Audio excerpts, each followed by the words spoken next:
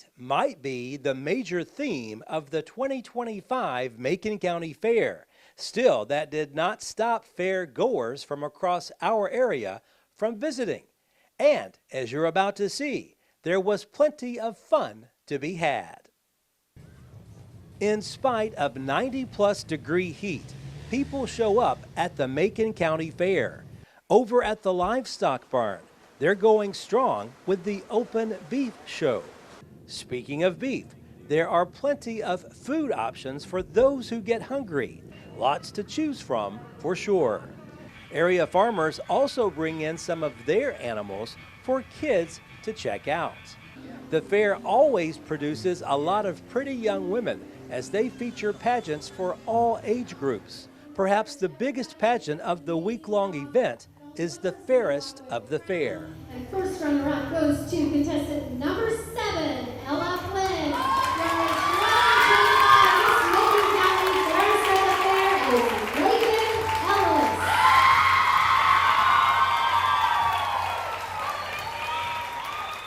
Of course, a lot of people spend time at the track. The junk car races, for example, seem to get more popular each year.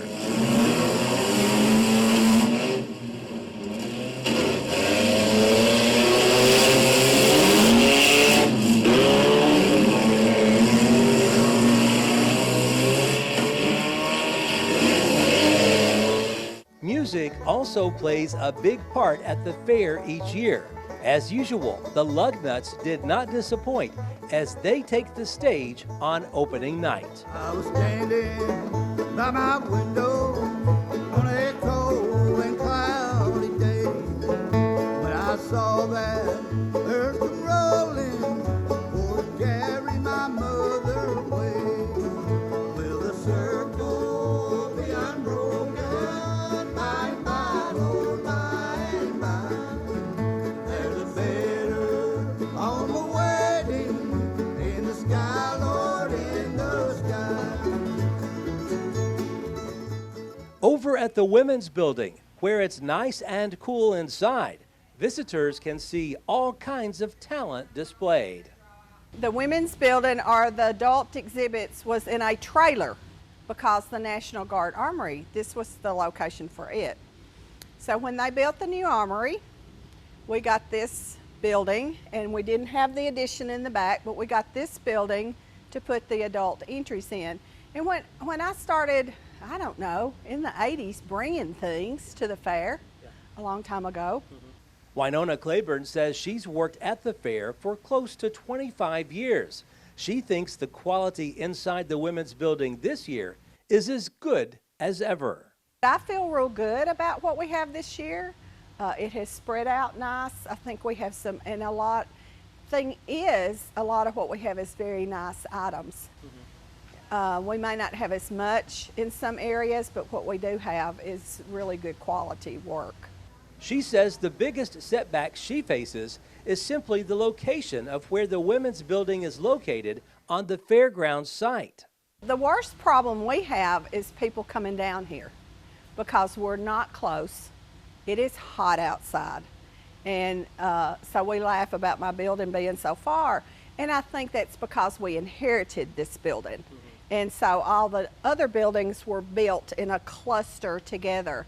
But I think the people who come down here really enjoy seeing everything. And then the joy, I mean, at 5 o'clock, we have them waiting for the door to open so they can come see how their stuff did, how their grandmother's quilt did, or those kinds of things. And again, it's like I said, it's the competition for non-athletes, I guess. Claiborne says they've also started a pretty cool tradition at the Women's Building. This is a quilt, and this will be our 4th, maybe our 5th quilt. So 7 or 8 years ago, we started a category in the fair that's called a quilt square. There are specifications to size, and that's the only specification. So colors, whatever anybody wants, no pattern requirements. And then our ladies, it says that those squares become property of the fair. And our ladies take the squares and they put them together for a quilt. And then we have someone quilted, and it's a lady that's in one of the clubs. And we sell chances on it, and we take the money from that to do improvements for the fair. It has been taking us 2 years to get enough chances, but last year we had enough squares. We had enough last year to do a quilt. We had one last year and we had one this year. How impressed are you by this one? Oh, they're great. And then I will show you something that is not shown everywhere. But Teresa Wilson takes our quilt and draws it. And then she puts the names of who did each square. And then she puts a ribbon beside them if they won that year. So some years we have 2 blue ribbons and 2 white ribbons and 2 red ribbons. But this is, she'll draw this out from the quilt, and then she writes everybody's name, and so we have a history of the quilt also.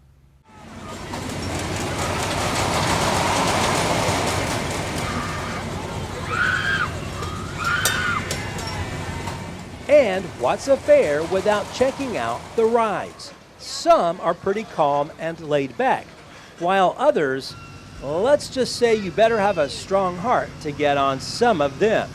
It's a pretty safe bet that if you visit the Macon County Fair, you can find something here that you like. Variety, as they say, is the spice of life. Reporting from Lafayette, Barry Hyatt, NCTV.